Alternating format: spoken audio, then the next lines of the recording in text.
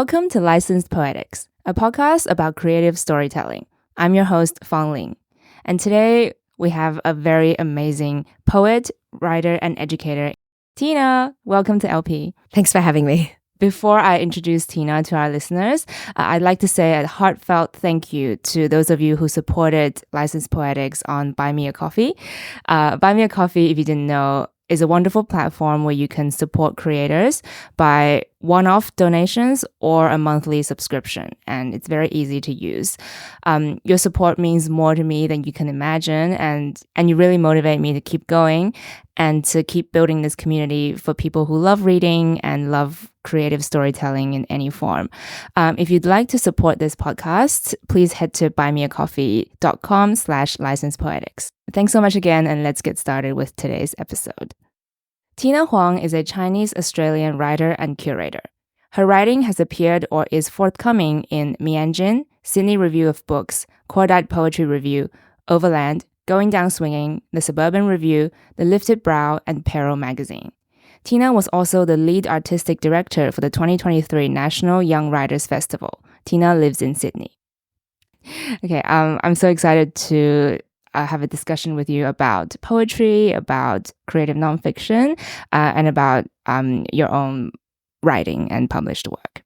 Yeah, me too. Okay, so let's first do our reading update section. I'm very excited to talk about the book. I know I always say that in every episode, but I am very excited to talk about this book. It is Passing by Nella Larsen. There's a Netflix adaptation that's out recently. Yeah. But I haven't watched that yet. I'm going to be talking about the book today. And I'm so excited because this book was so freaking good. And I just love the feeling of finding a great book. There's nothing else like it. That's why I'm making the podcast, really. The story takes place in 1920s Harlem, New York, against the background of the Harlem Renaissance. It's a period of time known for the artistic achievement in the Black community in New York City, especially the Black middle class. So this story is very much a part of that whole movement. The main character, Irene, her husband is a doctor, and Irene herself is a community organizer. So they're a part of that middle class. Okay, the title Passing refers to a light-skinned Black person being able to pass as white. We follow two childhood friends who have reconnected as adults, Irene, the main character, and a woman called Claire.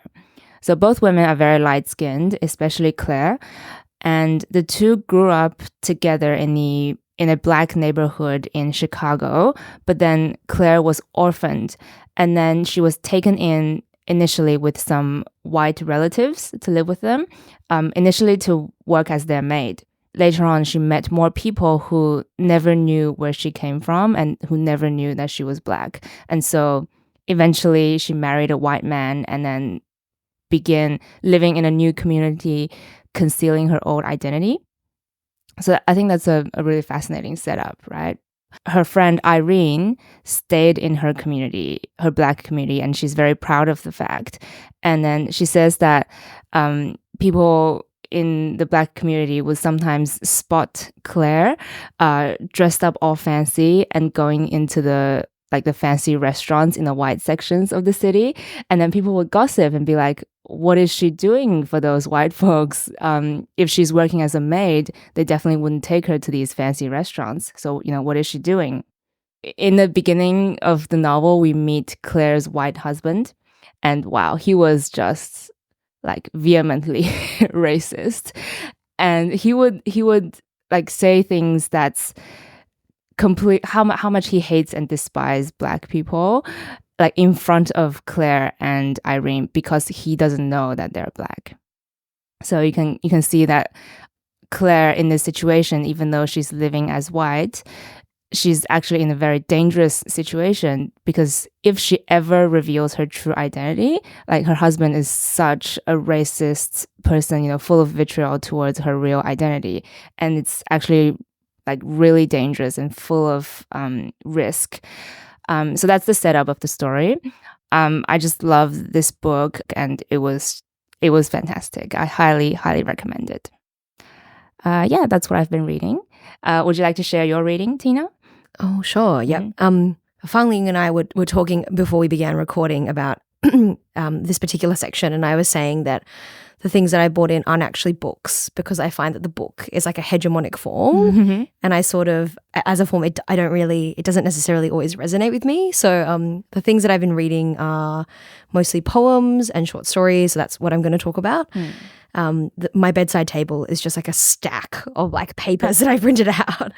You print out individual sheets? Yeah. Oh, that's cool. Yeah. So I can like still read it in bed, like as if it was a book. The things that I'm reading at the moment that have really impacted me are the poet Peter Gizzi came out with a poem, I think a couple of weeks ago, and it has just this beautiful line, which is, "The winter sun says fight." And I've been thinking about it a lot because it's like kind of, I know it's still sort of autumn, winter, or a bit on the border of it, but it's very beautiful and it's kind of been going around in my head. There's a writer as well whose name, her last name, I'm not actually sure how to pronounce it, but I think it's Marilyn Abildskov, and she's a really great fiction writer, and I've been revisiting some of her works, in particular her story, What Stood Out, which is... It's very hard to describe. People should just look it up. It's like on the offing. You can just Google her name and then the offing, and it's a very like, it's a kind of a story where nothing happens, but you really feel like the passage of time, and she plays with like colors and like imagery in a way that's incredibly moving. Is she Australian? She's American as well. Okay. And then the third person I will finally give an Australian is a great Australian writer who I feel like is really slept on.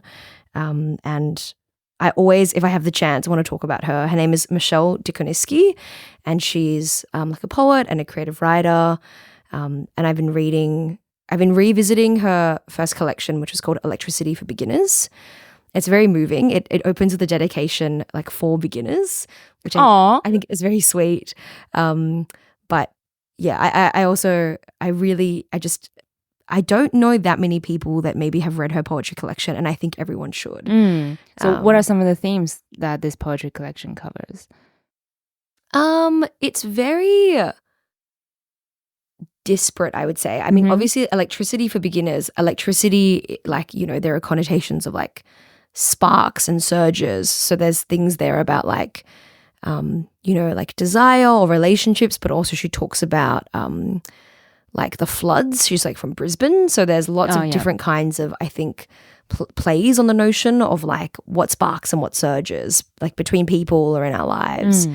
And I brought in a very small excerpt of one of Michelle's poems called Vestiges, and there's just like a great little stanza that I'd like to read out, which is come back to me in 50,000 years, and still at the side of your walk, something will beat in my blood.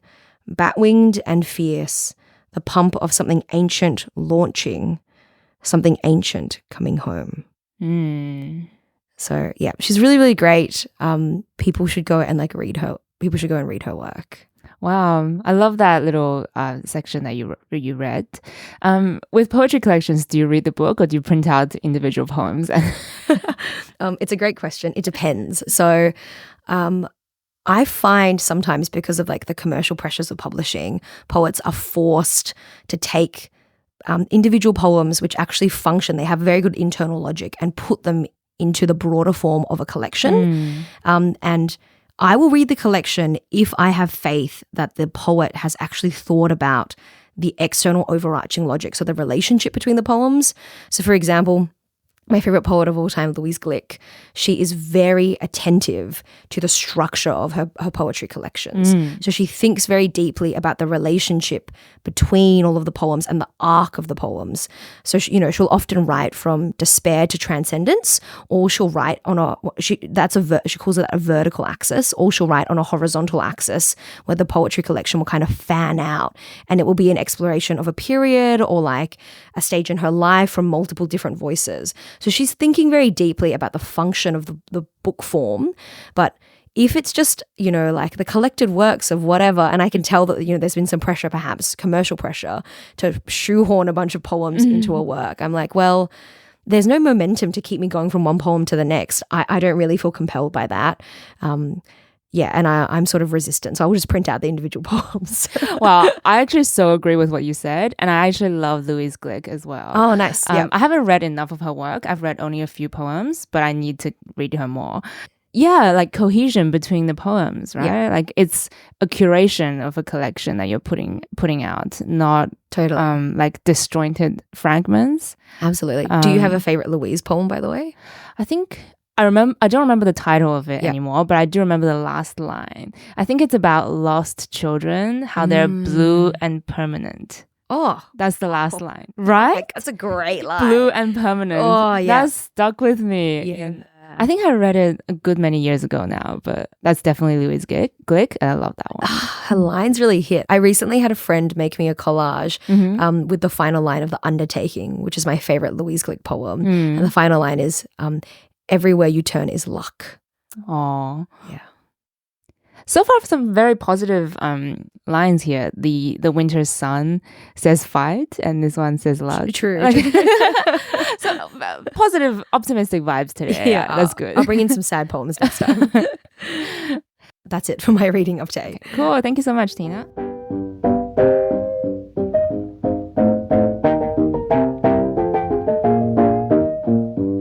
Tina, could you tell us about your friendship with Steph Niu?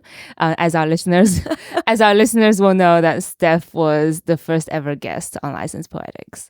Oh yeah. I was just saying that as we were preparing for the interview, that yes, I know Steph, and we met when she was visiting Sydney. We went on a very brief art holiday where we went sort of traveling around Tasmania and Melbourne, and we did a collaging workshop.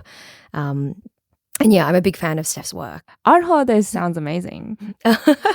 It mostly just involved us hiking and like chatting.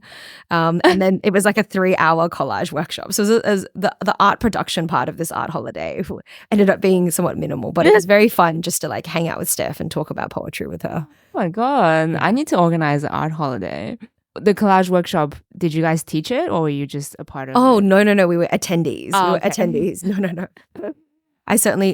Steph is a very gifted artist, so perhaps she could have taught it, but I don't think I could have. Okay. I'm like, words, not images. So doing something to do with visual art is sort of, not necessarily pushing myself, but I'm like, I famously once went to this like Robert Mapplethorpe exhibit, he's a photographer. Yeah. And I went through it and I was like, oh my God, none of these things. I don't like any of these pieces. And then finally I found one. I was like, this is really good. And my friend was like, you're looking at a photograph of words. He'd like taken a photo of someone's diary, and I was like, this is excellent. Oh my God. I actually relate to that so much. I'm also a words, not images person. Yep.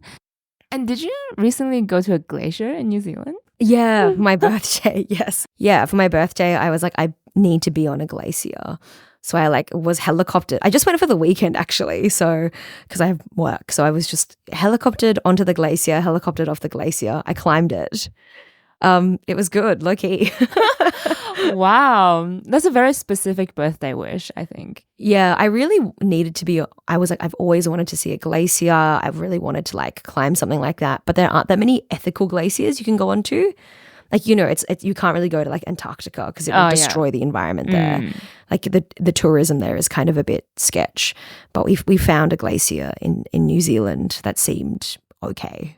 Was it cool to be on? It was really cool. It was epic. Yeah. Wow. The winter sun says fight. How appropriate. I think now let's jump into the questions that I prepared. Yep. So Tina, you mostly write poetry and creative nonfiction. Mm-hmm. So why those forms? And please tell us about your writing career. We would love to hear it. I think the first thing to say is I don't know if I have a career as such. I kind of write the way that I think people garden, like play music. I'm like, it's a bit of a hobby for me. I feel very ambivalent, deeply ambivalent about the career professional side of writing. Like, the networking, the publishing, that stuff kind of stresses me out.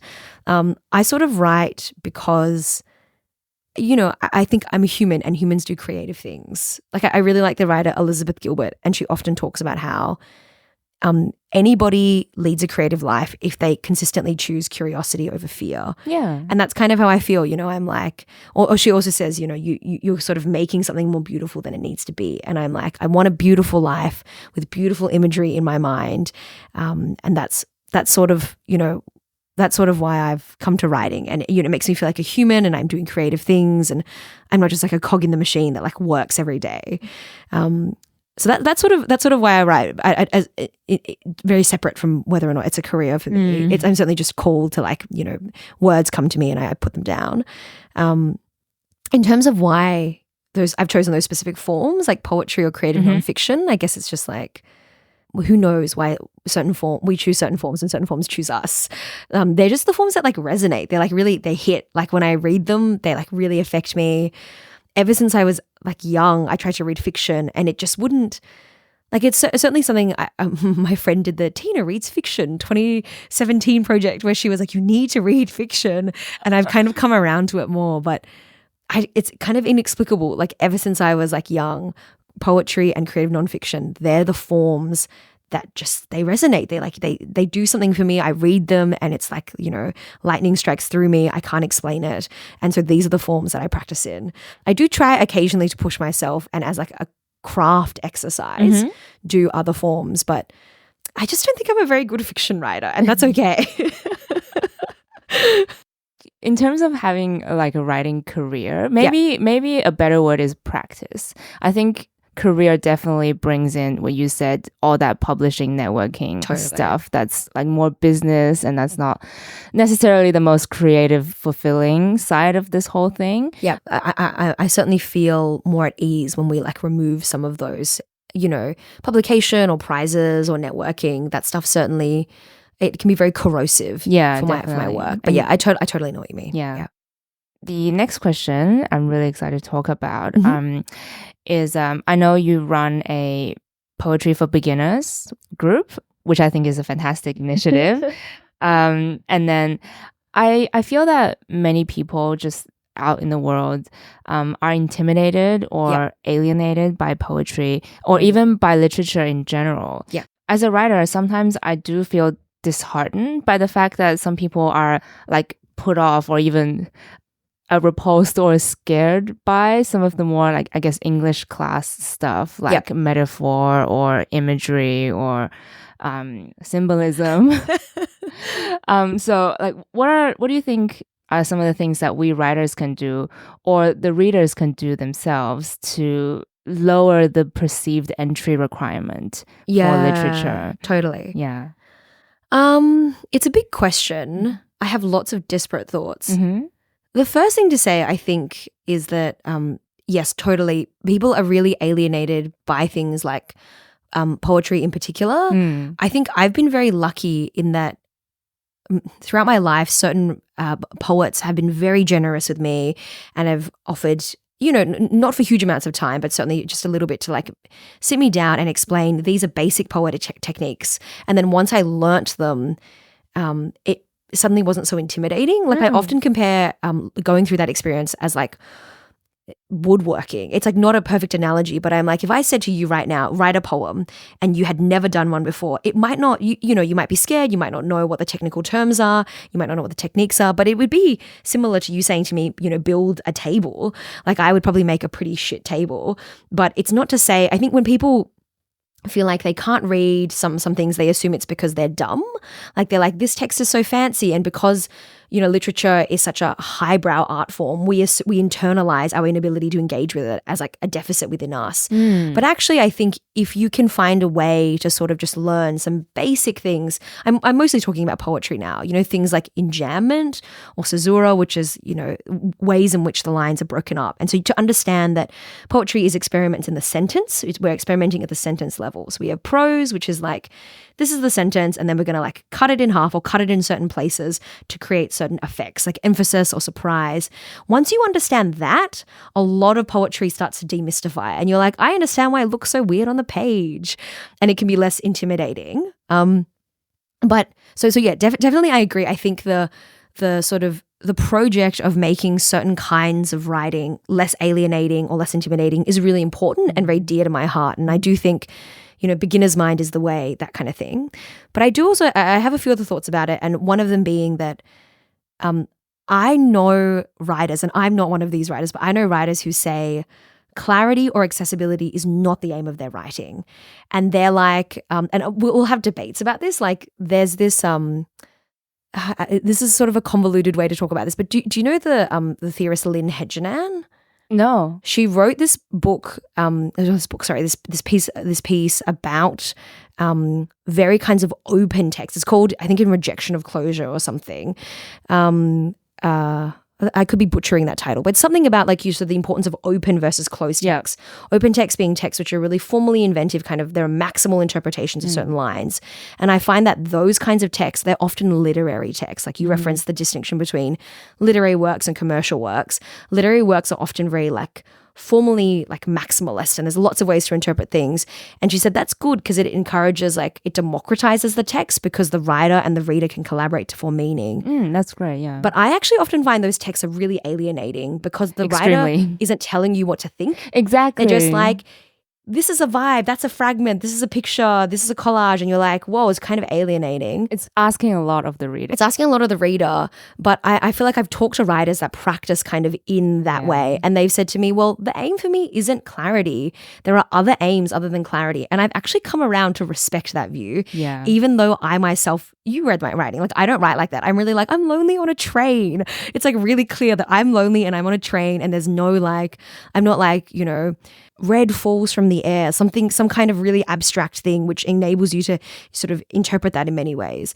So I suppose my response to this is really like, yes, of course, we should be able to create a culture in which people don't just assume if they can't engage with a text that they're dumb.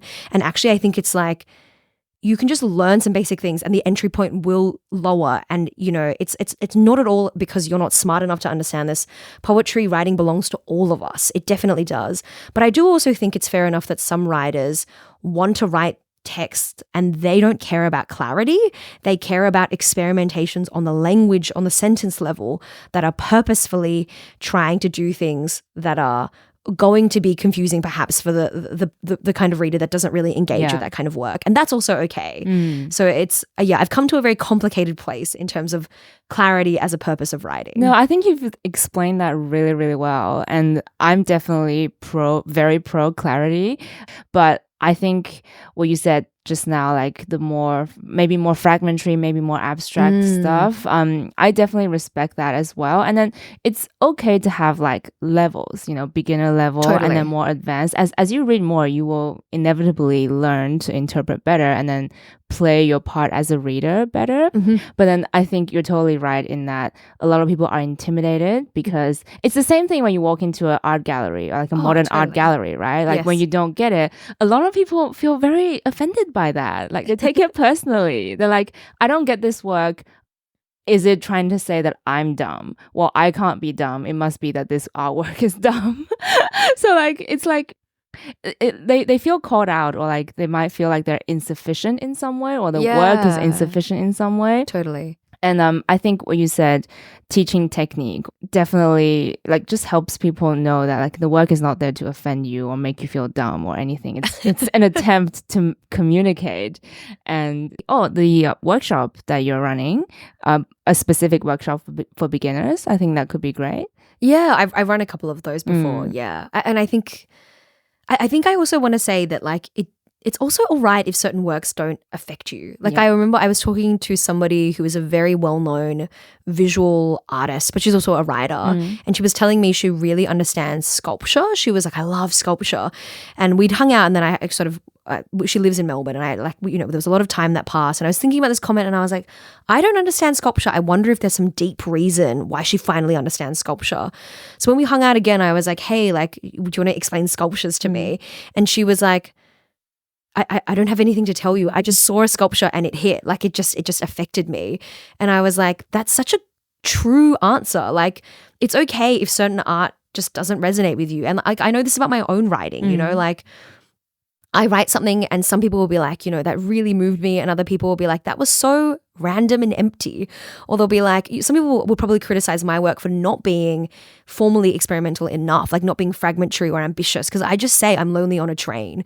Or they'll be like, it's not politically kind of charged enough, like I'm sure there are ways that you can criticize my work as it may not hit you because you're looking for that really fragmentary thing.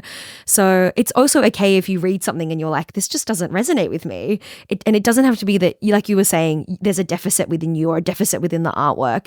It could just be that it doesn't work for you. So figure out, like what kind of, and don't abandon the project of poetry altogether because you've read a few poems and you don't like them. Like maybe you like I really like contemporary, modern, realist writing. I like you to be 28 years old on a train and you're lonely. That's what I like. And obviously I like other things, but that's fine. I personally don't enjoy I have a friend who reads Middlemarch. I don't like Middlemarch. I think that's okay. If there's anyone out there who's struggling with poetry or who's thinking poetry is not for them, don't give up quite yet. Don't give up. There's so much poetry. There's as many variations in poetry as there are poets in the world, which is to say an infinite number. Yeah, absolutely. I think when I first got started in writing, poetry was how I got started. And I loved it because I think it was, in a weird way, more accessible for me. But I definitely had, wonderful mentors and then also a few key poems that inspired me. Yes. One of them is a poem called Poetry by Marianne.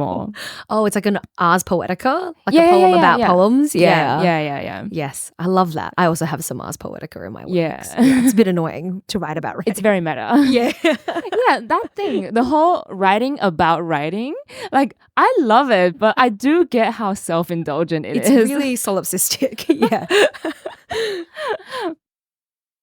All right, cool. The next question is about your pieces. Two pieces, really. Yeah. On the Verge and also Phantom Feelings. Mm-hmm. I will link these pieces in the description of the episode. So if any listeners are interested, feel free to check them out. So in your piece On the Verge, it was a creative nonfiction. Yep. A shorter creative nonfiction piece. Yeah. And then you talk about feeling safe when reading your friend's work. Yeah. And you were kind of talking about how when you're reading your friend's work, you feel safe and you feel like she knows exactly what she's doing. And then you as the reader feel like you're in the hands of someone who knows what they're doing. Yeah. Knows where they're taking you. Yeah. And this reminds me of what Vaughn, the wonderful filmmaker, said on his episode of LP, that the audience trusts you to take you through the pain and lead you to the joy or a resolution at the end of the story. And that's exactly how I felt when I read your piece, Phantom Feelings. Oh. So in that also creative nonfiction piece, you describe, loneliness, not on the train, in a McDonald's this time. Loneliness, disconnection, eating disorder. And I love that you provided a quote unquote take at the end. And then you sort of offered your theory on maybe like a rationale behind these experiences. Mm-hmm. And that for me made reading the piece very rewarding. It felt like in the end I was, rewarded with a reflection and a perspective. So do you agree with this kind of resolution-driven writing philosophy? Well, the first thing to say is just that I actually really liked the kind of quote that I think you sent me from Vaughn, which was that the audience trusts you to take you through the pain and lead you to a joy or resolution, which I think definitely, what we're just talking about there is that the artist has a sense of control. And you're like, even if I don't always know your intentionality behind certain decisions, I have the sense that someone who's kind of masterful suggests a kind of hierarchy of skill, but that somebody who certainly has skills and is in control has got you. And so even if you're like, I don't know what that means, I'm like, but I know that you know what that means. Yeah, wow. And that can fantastic. feel very safe. Whereas if you read sort of, and I'm sure I've done this to people, when I was an emerging writer, if someone reads my work, maybe it's not quite working and you're feeling kind of like, I don't know if you know why you've done this. You've kind of just written some random metaphor. It's a bit it's a bit uncontrolled. It's a bit loose in that way. So yeah, I really liked what you sent me. I thought that was great. And then in terms of phantom feelings, I actually thought it was really interesting that you kind of talked about it in terms of this resolution-driven philosophical approach, because I think phantom feelings actually really resists resolution. Like the ending is so sad to me in some ways. Oh, I didn't mean resolution in like joy. In like substantive way, yeah. But I think what you're maybe responding to is a sense of like, it's very philosophical. Like a lot of my work is very philosophical because it's like some writers, I think what comes to them is like images or characters. Like my partner, for example, is a fiction writer, and she'll often talk about how like, you know, something will come to her and it'll be like an image or a character or something, like a plot or something. And it'll kind of like, you know, flash for her in that way. But for me, I feel like it's more like I am grappling with an intellectual maneuver. I'm like thinking about an idea, and that's kind of often the genesis of my work. So I think what you're responding to is very much the undercurrent of philosophy, or the fact that an intellectual maneuver or an intellectual kind of engagement with these ideas is the kind of propulsive force behind my stories. And certainly I think that is always the case for me. And it's a problem with poetry because it doesn't actually work so well when I fragment it, which is why I've had to turn to, you know, creative nonfiction as a form. Well, I actually think Phantom Feelings was published as fiction for some reason, even though the main character is Tina Huang, clearly. But Mianjin were like, yeah, we'll publish this as fiction. And I'm like, all right. It could have been totally my fault, actually. I shouldn't. I think maybe I might have submitted it incorrectly. Oh my God. I'm just like, submit all, publish anywhere, I don't care. But, you know, it's auto-fiction. It's like clearly sort of drawn from real life experiences. But yeah, I don't know in terms of for other writers whether a resolution philosophical approach necessarily, I don't know if I can suggest it as a way to approach it. It's just what comes naturally for me, that I think about things and that's the way my stories kind of come out. Yeah. But certainly I think for Phantom Feelings, the ending is so sad. I mean, like the ending is something like, always there we will be standing in the supermarket aisle as the fluorescent light flickers, or lying next to a woman we don't love, thinking to ourselves once more, quick now, don't hesitate, you might miss it. No, remember, the feeling, the home, they're already gone. Like it's very sad because it's like, well, I'm going into the future and being like, we're always going to be tempted to seek these proxy things, and we're always potentially going to like have to remember that those proxy things are very hollow and very kind of brittle. And so, yeah, I think in that way, it like really resists a kind of neat ending and a resolution in that way. Even though I totally agree with you that I do philosophically am like, and even maybe I kind of am being a bit bad writer, like telling, not showing, and being like, this is what I think. this is the undercurrent of my thought, because the thought is so complicated. I kind of can't fragment it.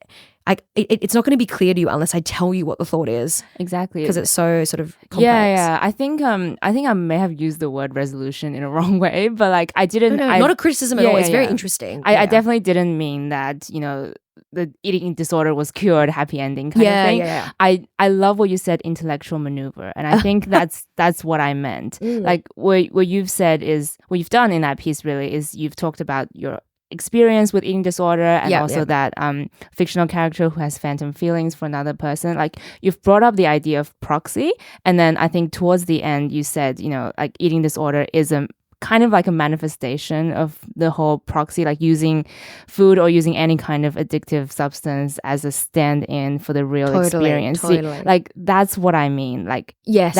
And maybe not resolution, maybe conclusion, or maybe just a thought or a theory that you've put forward about the world. I liked that you used the word resolution, actually. I think it was a very generative jumping off point. Yeah, because it's a great and important question about, you know, do works need a resolution? What is a resolution? I actually think it's great that you used it. It's a very kind of fecund question in writing.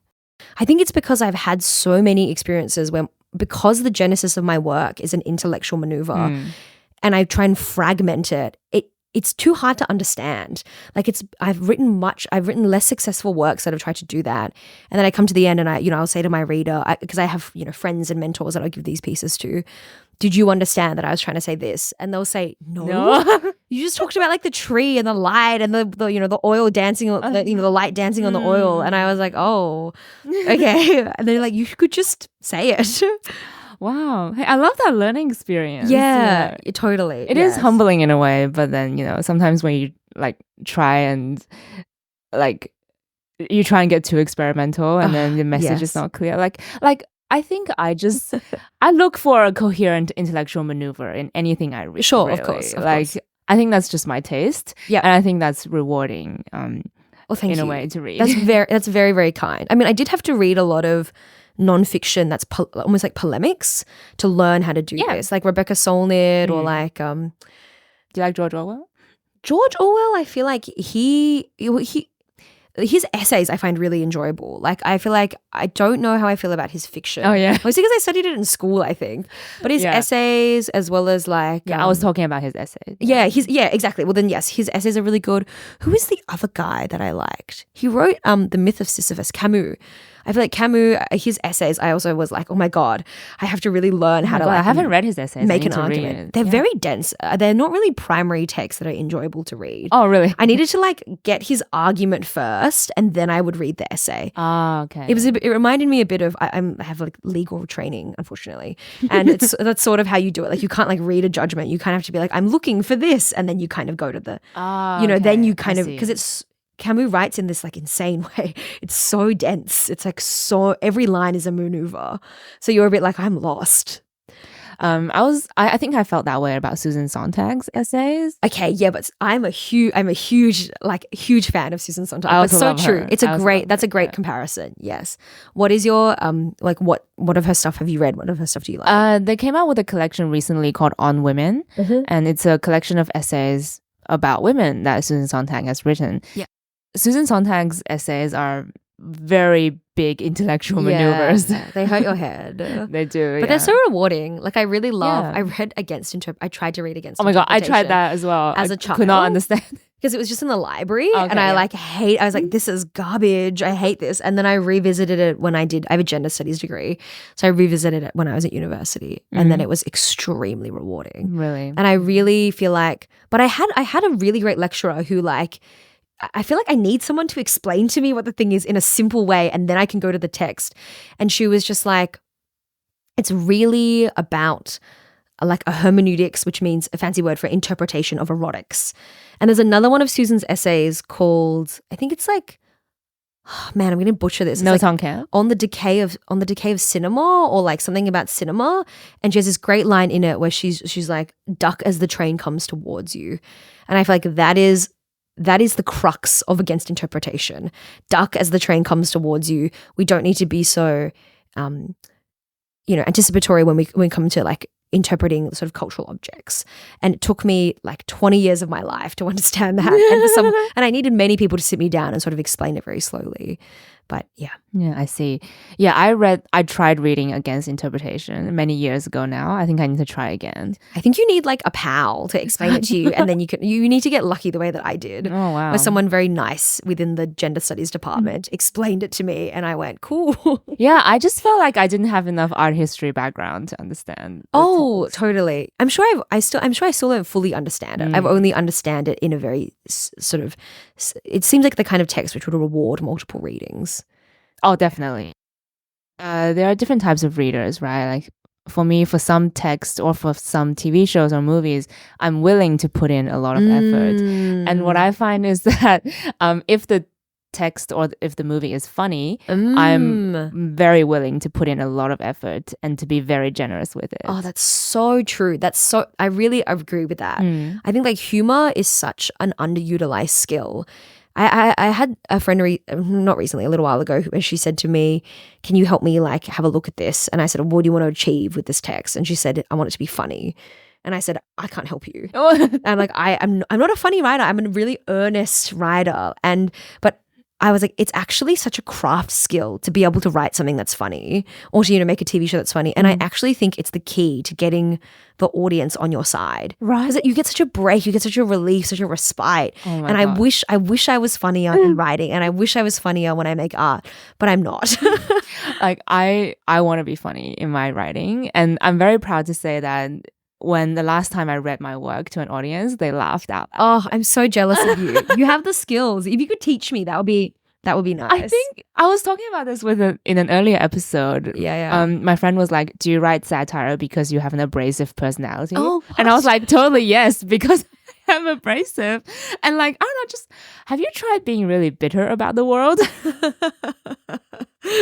That's your tip. That's your masterclass. That's my tip in humor writing. And like a little bit of self-deprecation never hurt anybody, you know. Yeah, for sure. I wish I could do it. I just can't. I have friends who are very good at putting humor into their work. I wish I could. I'm like not funny at all in public. I just like, I'm privately pretending like with friends and people that I love funny, but like in public, I'm just like deeply earnest and sentimental, like to a fault. Okay, what are some other things do you think that are warm invitations to the reader? Yeah, I think funny, that's the main thing for me. The other thing is obviously the directly relatable thing. When you see someone on screen or in a book that you can immediately project yourself onto, that's like a warm invitation. What else? I think for me, I'm a real sucker for direct address. So maybe that is like related to what you were saying about the something that's relatable, but I really like in poetry, also in creative nonfiction, the I or the you. Like when poems are like you are blah blah blah blah blah blah blah, or like I are blah, blah. I really don't like third person. I find it very alienating. There is a problem with me loving those kinds of there is a problem with me loving the direct address in that sometimes the reader can feel alienated because they're like, well, I would never do that. Yeah. Like I'm like, you woke up and that's you my were problem with second person. Yeah, really. and then they're like, well, I would never do that. But when it works, it's like nothing. And I actually feel like I'm in direct conversation with the author. Like the author is like, you know, we talked about Louise Gluck at the beginning. You know, there's this wonderful line where she's like, in the undertaking, the darkness lifts imagine in your lifetime. And I feel like she is talking to me. And on my worst days, Louise is telling me directly, the darkness lifts imagine in your lifetime. Not you as in you, the general reader, not you as in a different character, but you as in Tina Huang. Like the darkness will lift in your lifetime. Oh, that's beautiful. So I'm a sucker for that. Yeah. I so agree. When it works, it works so well. My example for this is Mary Oliver. Oh, totally. Yeah, I talked about it recently, but I'm going through such a Mary Oliver phase right now. And then in her most famous poem, Wild Geese, she says, "Tell me about despair, yours." And I'm like, yes, I'm you do so not have to crawl willing. on your hands and knees, Exactly. repenting through the desert. Oh my God. What will you do with your one precious life? Yeah, totally. So an excellent example. I think Mary Oliver and Louise Gluck are probably like, there's something there that intertextuality is very similar. Yeah. Mary Oliver is more nature focused, I think. So true, But true. Yes, absolutely. Yeah, but I think she in loves that, nature. In that sort of gentle but firm way, I think they're very comparable. Yes, and very like existential or philosophical. Like what we were talking about before about resolution-driven kind of philosophical approaches. I think Louise, even though she's a poet, does it better than anyone. She thinks about, and she once revealed in an interview, she was in psychoanalysis for like 7 years. And I was like, I really feel that because I think that's where I also learned it. Like, Wait, psychoanalysis, is that an old word for therapy? Yeah, it's an old word. Okay. Yeah, it's a kind of therapy. Okay, right. But it's very concerned with like the subconscious and with like, you know, it's a way to think. And so I think like one of the poems I really love of hers is called The Parable.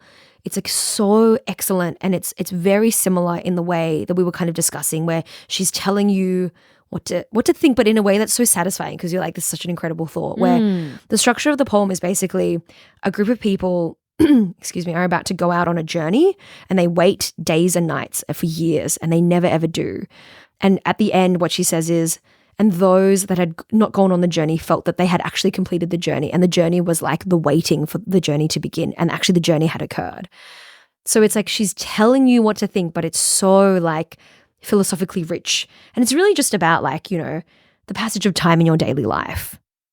Yeah. Wow, it's beautiful. And I love that, you know, of course poetry can be a form in which intellectual maneuver can be done. Totally. Like yes. It's in any form really. Yeah, and I love that when the author seems like a friendly guide to guide you through their mind or through a thought. That's beautiful. That's a beautiful phrase, a friendly guide. Yeah, that kind of reading is very, very rewarding. Totally. So finally, another question. This is a bit of a selfish question for myself. And I know we've We've rejected the chaos of publication, but I can't help be curious. So how long did it take you to get published in big places like Overland and Mianjin? I think there are many things to say in response to this. The immediate instinct for me is to be like, oh, not very long. Like, not very long. I was kind of like 18, start my workout. I think I got into Overland pretty quick. It just kind of happened. But the real answer when I reflect upon it is actually that's not true at all.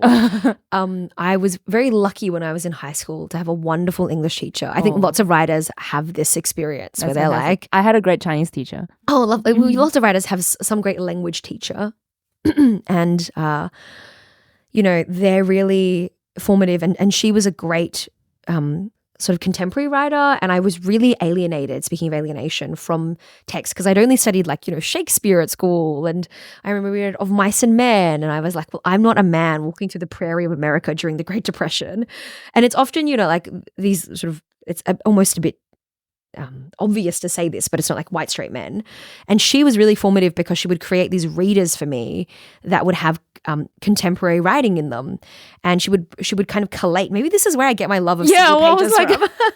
She would kind of collate these readers for the class, and she ran these creative writing electives, and they would have single kind of short stories in them, and they would be by. I went to school in Melbourne. They'd be by like Melbourne writers who were like, "I'm lonely on the train," or I live in I went to Boxall High School, which is a very there's a huge immigrant population there. Yeah, I know about that. Oh, nice. Yeah, so they would be like, I'm just Chinese Australian and I'm a bit lost, and people make fun of my lunch. Such a wonderful gesture to do for a student. Yeah, that's an amazing teacher. She totally changed my life. And I remember reading her work and being like, reading the work she would collect, and I'd be like, whoa, I actually really like English and I can see myself in it, and this really resonates with me. And within that, I think is probably the first time I would have read anything in Overland or Mianjin. I see. And I remember then being like, I'd love to be in one of these publications. And at 14 years old, 15 years old, sending my work out to Mianjin and then being like, no. So I actually think if we dig a little deeper, it would have taken a long time. And that's okay. And the most important thing I think I want to say in response to this question is publication.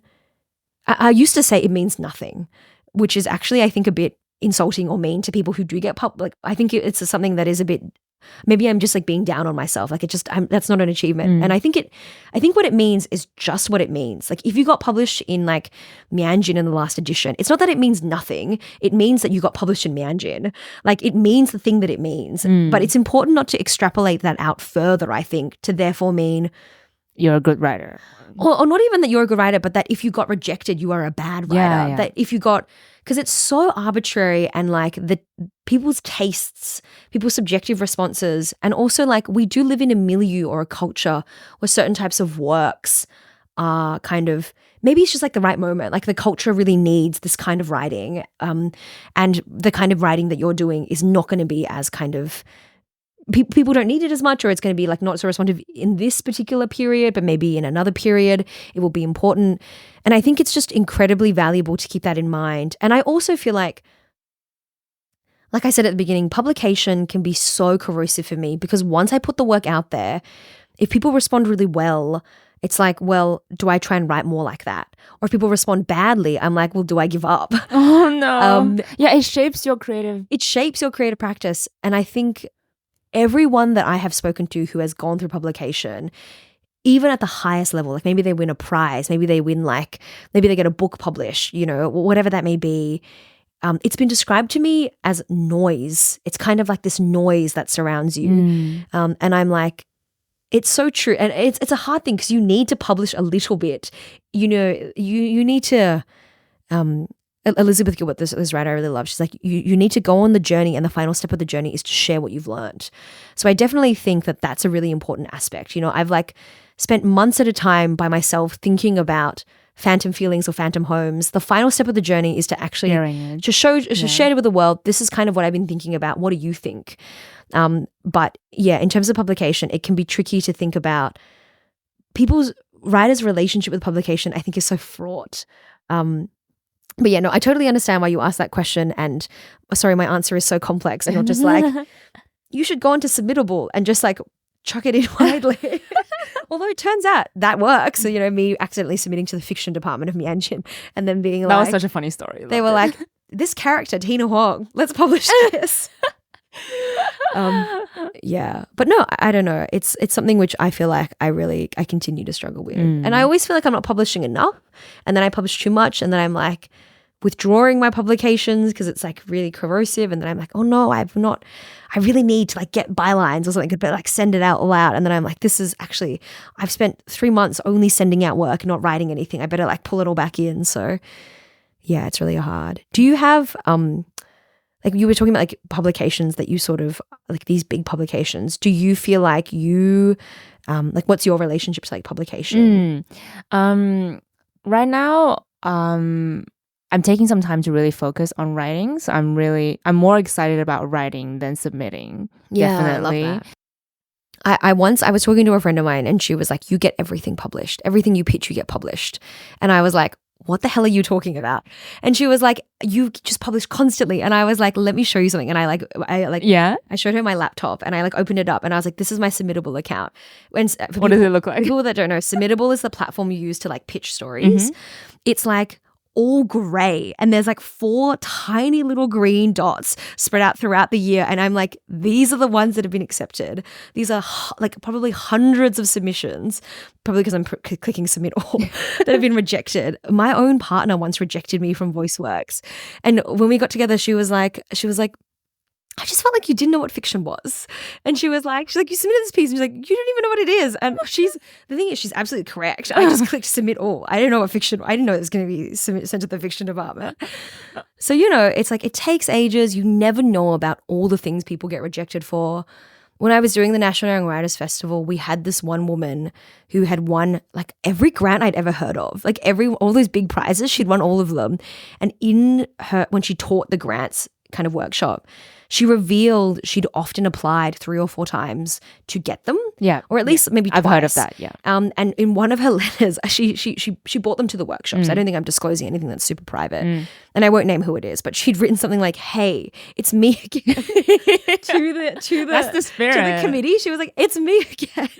I'm here to, I'm applying again. And I was so comforted by that. Yeah, absolutely. I was like, I've definitely applied for a grant and been knocked back and been like, I should never try again. I'm so embarrassed. But actually, it's like these people who get them are applying multiple times. Yeah. So if you want that or you need that for money to live and to write, or to get published so you can then get money or to get more opportunities, just keep going. You too may have a submittable box that's mostly grey until you have a few green ones. So yeah. Mine is definitely all grey at the moment. But but everyone's, I don't know anybody whose isn't. And if you think anybody, like if you look at my byline, you'd be like, well, it must be all green. That's just so untrue. That's just not true. That's not true. And it took many years, and I was very lucky to have very generous writers work with me consistently for like months on end, teaching me craft, and very, very slowly. I have a friend who describes my practice as like the knights. She's like, I'm a bit like a knight scholar, and it's true. I'm always just like in a tower somewhere, not thinking about publication, being like, what specific craft thing can I improve? And over the course of like years and years and years, seasons and seasons and seasons, very slowly it improves slightly. And then sometimes, it's rewarded with publication, but sometimes it's not. And publications, like I was really interested in writing a fiction story about some kind of like, I don't know, like some kind of like straight white man who goes through a relationship and has a difficult time. And I was like, this is no commercial or publication prospects, but I just started to have really weird empathy, I think, for like men suddenly. Like I had a gender studies degree. I was really like, I only want to read like, writing by like women or writers of color. But I had this real moment of like, I actually am really interested. I think I read like a Philip Roth short story where it was like a male protagonist and he like ruins his life by being an asshole. And I was like, that's really interesting to me actually. And I want to write a story like that and see if I can humanize this man enough. But I was like, this is never going to get published. No one's going to want to publish this. But it's important for my development to learn how to write characters like that. So I'm going to do that. I love that. Yeah, you absolutely always have to put your own craft first. Like that's the number one goal. It should always be, I think. But ain't no one going to publish that? I mean, who wants to read that story? I kind of want to read it. Like empathy for straight white men. Like teach me that, please. I don't know if that's I don't know if that's, I think it might get me cancelled, but I was like, I read this short story and I just felt so bad for this guy because he just like ruins his life by being like, he treats his like partner really poorly. He's so lonely. He's so angsty. He's a bit like, have you ever seen the TV show Succession? I've heard of it, but haven't seen it. What's it? Or like Mad Men? Like no. Fleabag? It's a bit like, it's a bit like the Phoebe Waller-Bridge character, like where they just like do a bunch of terrible things. And I'm like, that's really interesting to me that you would just like ruin your life like that. And I kind of want to write a story about someone like that. I would read it. Just putting that out That's there. very kind. Okay, what are we doing? Cool. Thank you so much for the lovely discussion, Tina. I learned so much. Oh, it's my pleasure. Thanks so much for having me. I genuinely really enjoyed that. Oh, thank you. Okay, so that's it for today's episode of Licensed Poetics. Thank you so much for listening. I hope you've enjoyed it as much as we've enjoyed creating this episode. Thank you so much for listening to Licensed Poetics. I'm your host, Fang Ling, and I'll see you in the next episode. Bye! Thanks very much for having me, Falin. I appreciate it. Bye, everyone. Bye!